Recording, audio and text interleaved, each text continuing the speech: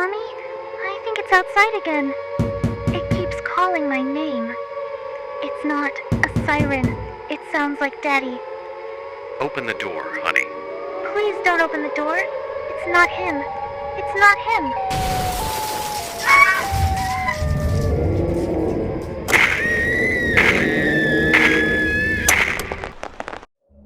6 days on this case.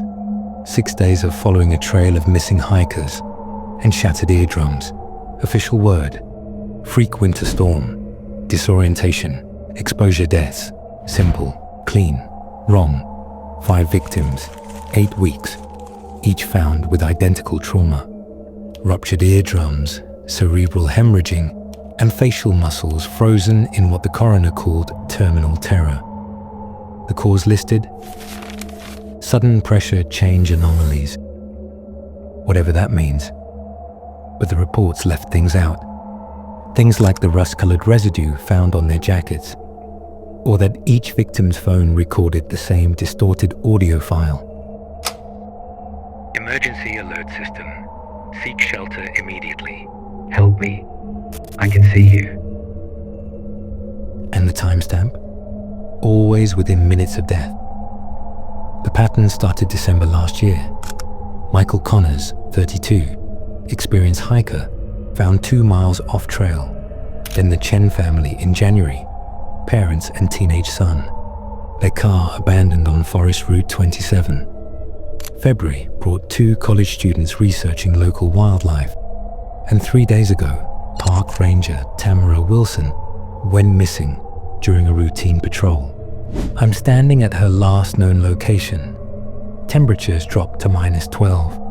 No wind. Too quiet for a forest this size. No birds, no insects. Just silence. The kind of silence that makes you think the forest is listening. Locals keep repeating the same thing. Emergency sirens coming from inside the forest. No tests scheduled, no storm warnings issued. Just random blaring civil defense sirens. Middle of the night, always moving. Never the same place twice. 2 miles east of her patrol route, I found Ranger Wilson's radio. Still powered on, but not on any Park Service frequency. Just static. And beneath that, fragments. Broken up syllables that sound like voices. Human. Hold on, something's here. I'm at the base of a pine tree, 40 feet tall. Barks stripped clean in 2 oval shapes, side by side. Roughly 5 feet long each. Like eyes. No other trees nearby show damage. And at the base, metal fragments. Curved, horn-shaped. Definitely not from logging equipment. I'm bagging a few for analysis. I also received unofficial reports from a Forest Service contact. Name withheld. He leaked incident files going back 70 years. Same stretch of forest, same deaths, same strange sounds. Always spaced a decade apart.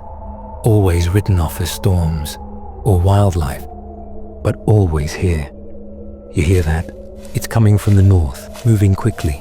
There's a clearing ahead, something there, something tall. Christ, it's exactly as witnesses described. At least 40 feet tall, impossibly thin limbs, and that head.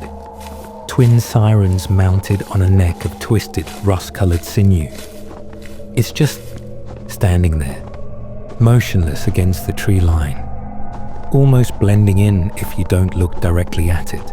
I'm approximately 200 yards away downwind. It hasn't noticed me yet.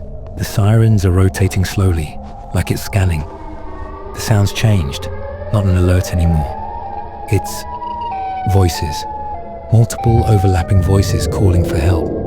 Wait, those voices, they're calling names. Wilson, Chen, Connors. It's mimicking the missing, luring anyone searching for them. It's turning this way, moving fast, too fast for something that size. I need to... I made it to the vehicle. It followed me for nearly 2 miles. Through dense forest, barely making a sound. Moved faster than I could drive on those narrow roads. I lost it near the highway. But that's the thing. It could have caught me. It didn't. It was watching, tracking me, almost like it was studying, learning. I collected what I could. Tissue samples, audio recordings, sent them to my trusted contacts. Something about this isn't new, and it isn't random. One last thing before I leave the area. I pulled historical missing persons data from counties surrounding Blackwood Forest. Similar rural areas report 3 to 5 disappearances a year. Here, 23. And that's just the ones officially filed. We've been blaming winter storms, wildlife, hypothermia. But something's been hunting here for generations, and someone has been cleaning up after it. The local Ojibwe have petroglyphs carved into the rocks near the northern ridge of Blackwood Forest. A towering figure, thin limbs, a head shaped like twin circles. They're dated to over 1,200 years ago. The same shape, the same location, the same sound. This isn't a new phenomenon. It's not a mutation or a cryptid. It's a recurring anomaly. One we've been living beside and explaining away. I recovered a reference from a Declassified Forest Service memo, dated 1961. Incident type, SH Variant. Description, mobile siren-based auditory anomaly. Classed as low interference and less provoked. It was labeled under a file routing system I couldn't trace. Every report I've followed ends the same way. Redirected, sanitized, and rerouted through a department that doesn't appear on any official records. Department 72. The pattern is undeniable. This thing isn't hiding, it's being hidden. Which leaves one question I can't shake. Who's making sure it stays that way? I'm heading out to meet someone who stayed quiet for nearly 4 decades. A former ranger. Said he saw this thing in 1987, and it didn't just leave scars.